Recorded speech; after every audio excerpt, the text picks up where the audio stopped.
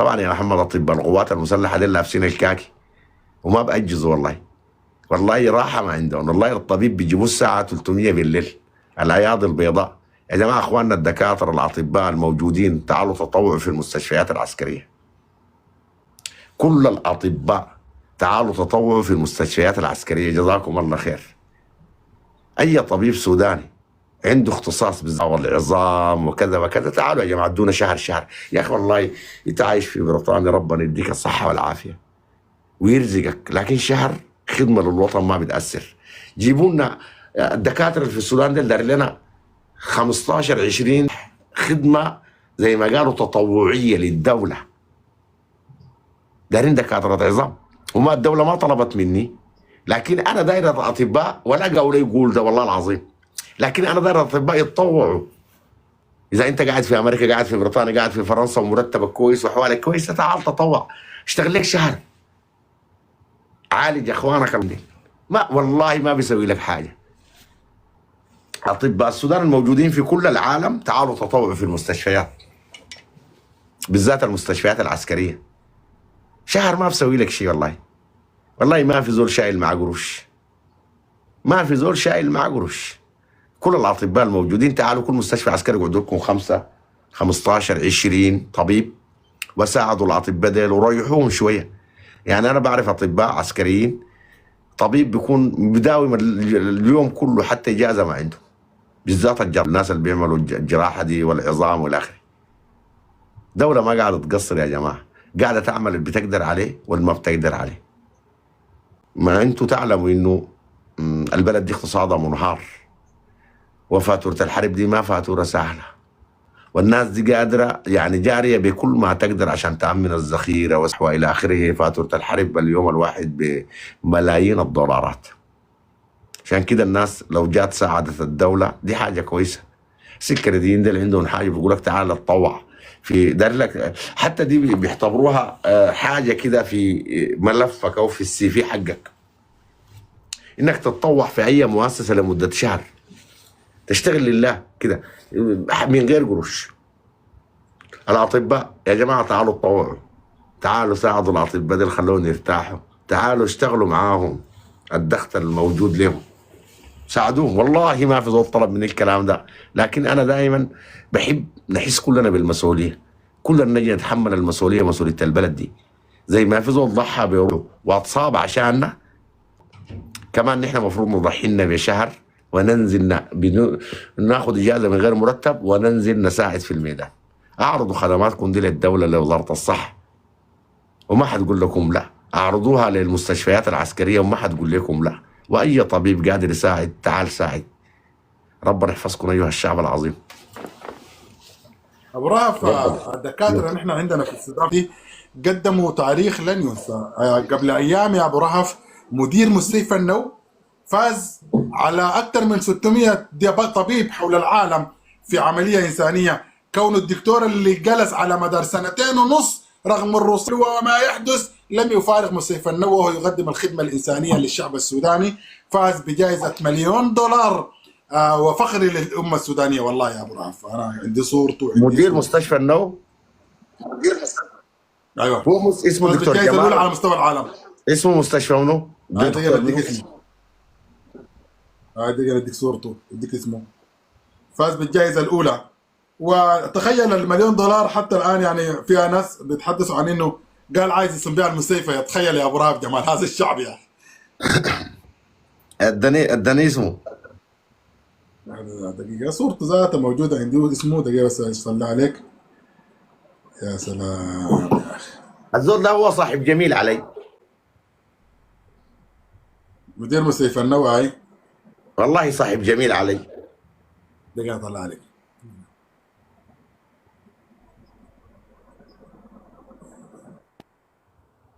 اسمه دكتور جمال على ما اعتقد. اسمه دكتور منو يا جماعه؟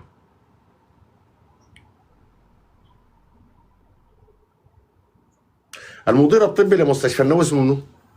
انا تكلمت معه.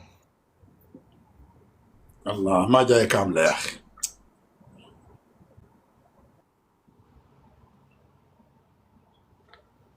ناس تشير يا جماعه، الله ما ردق الوطن، نحن منتظرين البل هسي في بل شغال. جمال، جمال الطيب، جلال.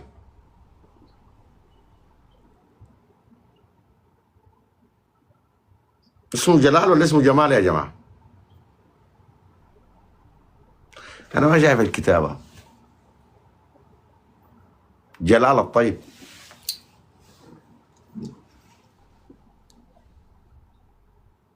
لا لا يا ابو رهف، اسمه جمال الطيب، جمال الطيب وليس جلال. دي خلينا اطلع لك هنا مسكين صورته. جلال الطيب. لا لا، هحكي لكم يا جماعه، الليله ما هو يوم الحكاوي وانا مبسوط. الليله لبست الجلابيه بعد الفجر بتاع كردفان. انا والله يا جماعه فجر كردفان ده انا متكيف منه كيف شديد. انا لاول يوم بعد ما سقطت الفاشر وما حدث لاماتنا انوم 4 ساعات اشهد الله. ده احكي لكم موقف مر علي مع الرجل ده عشان تعرفوا الرجل ده انسان. هذا الطبيب انسان. يمكن ما تصدقوا الكلام ده، لكن والله هذا الرجل انسان.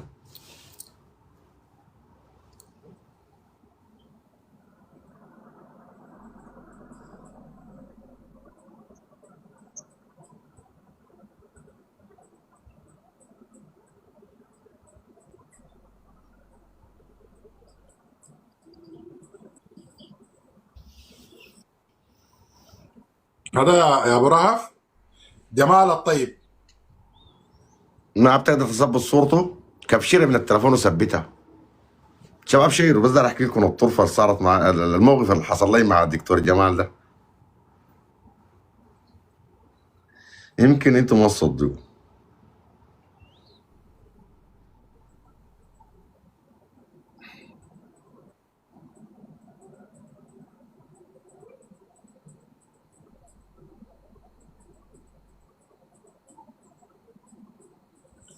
فاز على اكثر من 600 متقدم للجائزه دي من مرشح حول العالم، الناس اللي قدمت عمل انساني عظيم.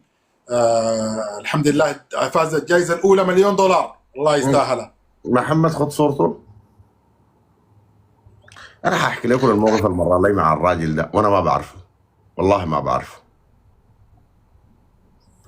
اول حاجه الدكتور ده انسان، بغض النظر عن وظيفته، المكان اللي هو فيها، الجائزه اللي فاز بها يستحقها.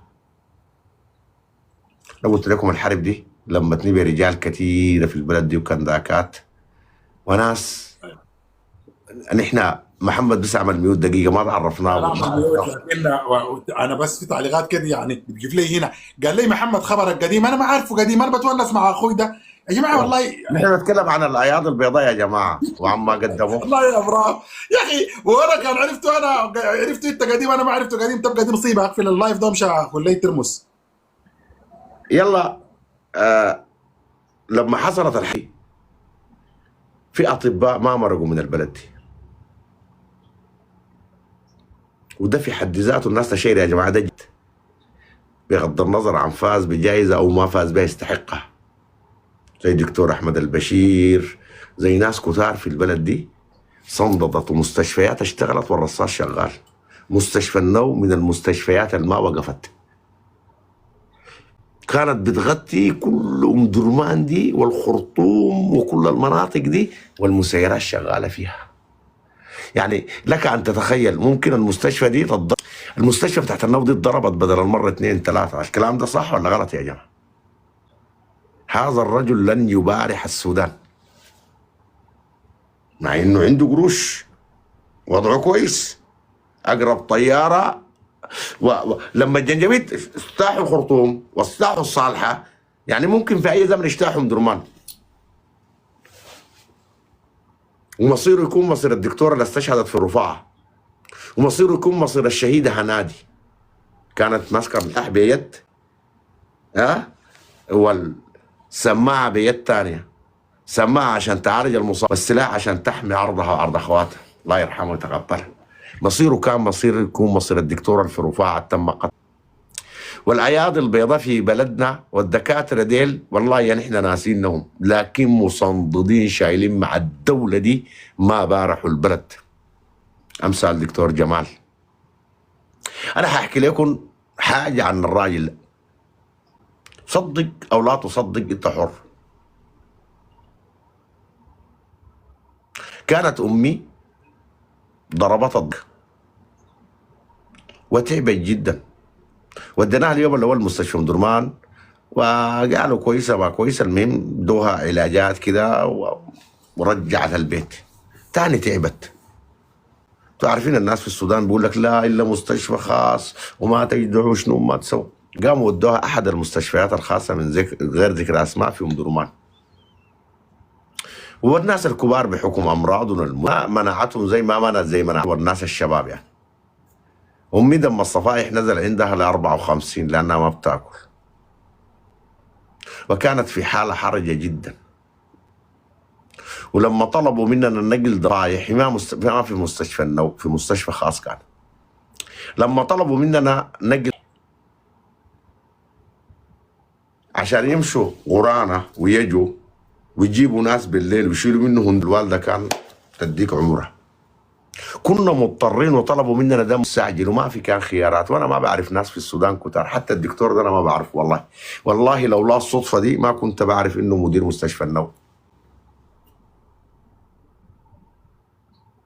تلفنت لاخونا وسيط السلطه الرابعه، بتعرفوا الزول السلطه الرابعه ده؟ سلمت على السلطه الرابعه كيف حالك، انا مضطر جدا وامي في حاله ومحتاجين لنا لجزازتين رايح بطريقه عاجله جدا. قال لي يا ابو رهف انا بضمنك، طبعا بنكدب، شلت رجعه، ما في حاجه انت ابو رهف ولا في تمييز. جاب الدوله دوله ما بتلعب ما بتجامل، مين من كان تكون ابو رهف ولا ابو سجم الرماد ما فرقت. لكن بنك الدم والمؤسسات الحكوميه دي ما فيها لعب، حاجه انا حسب تعاملي معاهم. قال لي يا اخي انا بضمنك بعلاقاتي. اخونا السلطه الرابعه القاعد ده اللي يجي يقول ابو رهف كذاب، وبنمشي نتكلم مع مدير مستشفى النوم يديك جزازتين بتاع الصفايح طلبوهم منك، لكن بكره تجيبهم بنفس الفصيله. قلت له ابشر، بكره كان دار الجمهوريه دي كلهم انا اجيبهم لك، اقسم بالله العظيم.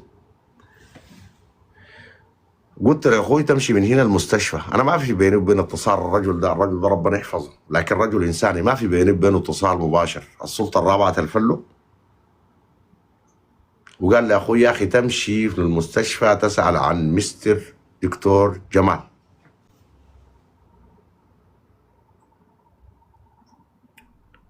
شال اخوي من المستشفى، ركب ركشه جاء مستشفى النوم. الكلام ده يا امي عيان. ادوك صدقوا له قداستين ده وانا متابع معاه بالتليفون ببساطه. السلطه الرابعه جزاه الله خير، رجل يعني انا مديون له بحاجات كثيره جميله. وقالوا امشوا جيبوا ناس ينقلوا ناس المستشفى، شالوا درجتهم الخاصه لانه عنده طريقته اللي بيشيلوا بيها ومشوا. بقيت انا ملتزم بجزازتين ادوهن للوالده، مفترض اسددن الصباح. قلت لها ابشر ليك علي، انا الصباح اسددن. ده اللي عمله معي الراجل ده، جزاه الله خير، انقذ امي والله. والسخون السلطه الرابعه جزاه الله خير، امي كانت فقدت ناس بكوا فيها خلاص، وصلنا مرحله البكا بكوا فيها، وكنا محتاجين لعاجل لانغاث حياه امي. الرجل ده كتر خيره وبارك الله فيه، والله ادانا جزازتين بوسيط اللي هو اخونا السلطه الرابعه وسلف، ما في مجاملات في بنك، سلف. صباح انا تلفنت للناس بالليل قلت لهم تجهزوا نفسكم وتسوقوا اكبر كميه من المتبرعين عشان نحدد الزول الفصيلته ما عمل ما بيعرف فصيلته شنو، يحدد لنا الفصيله اللي احنا عايزينها. ديل الناس كانوا قدام المستشفى ده اليوم المشوا كلهم عشان يتبرعوا. هن ده اللي يعجبوك، ما تطلب منهم خدمه. هن الجمعيه ديل والا يكونوا شنو جاهزين. اسمع لا لا ان شاء الله ماشي معانا بنسوقهم هنا طوال ونودي عبد الرحمن بتاع السمك. دقيقة خلاص انت هكلمه بس خليه يمشي معانا. دقيقة بس. خلاص تمام الناس هيمشوا دقيقة. خلاص تمام مين. خلاص رتب معاهم ان شاء الله نروح كده بس بعد القيعة. لا تمام كده 100 احسن نظفنا البلد دي من العواريق دي. دقيقة مسؤول بس، سمك لما ما لنا يقول كفايه، هو الناس دقيقة. ده لما جت العيادات المتحركة عندنا بغادي قلت لهم اكرموهم. ضربت لهم مكالمه حيهم. المهم ده اليوم المشوا هنا المستشفى، ومشوا المستشفى وسددوا جزايد. حتى قلت لهم يا أخي لو دايرين زيادة في زول في المستشفى دي زي ما هم خدمونا ادوهم وفعلا الشباب اتبرعوا لما يعني اي زول اخذوا منه جزازه ما بعرف اتبرعوا بكم، ما سالتهم تاني كم جزازه، لكن رجعت الامانه لاصحابها. تحيه لك يا السلطه الرابعه انك وقفت معي في موقف الساعه 1 بالليل عشان تنقذ حياه امي، والتحيه لمستر جمال هذا الرجل الانسان. عشان كده لما قالوا لي انه ادوه جائزه بيسموها شنو؟ جائزه $1,000,000 والى اخره. اول مره اسمع المعلومه دي، لكن يستحقها بغض النظر عن انه خدمني او ما خدمني. ما جرى، قعد في المستشفى دي تحت الطيران وتحت اي حاجه. دي الكوادر الطبيه اللي نحن المفروض نسلط عليها الضوء. دي اصحاب السواعد البيضاء جزاهم الله خير وبارك الله فيهم. وانا الليله لما مشيت وسمعت من المستشفى العسكري شندي ومما قدموه السواعد البيضاء والله يستحقوا الاحترام.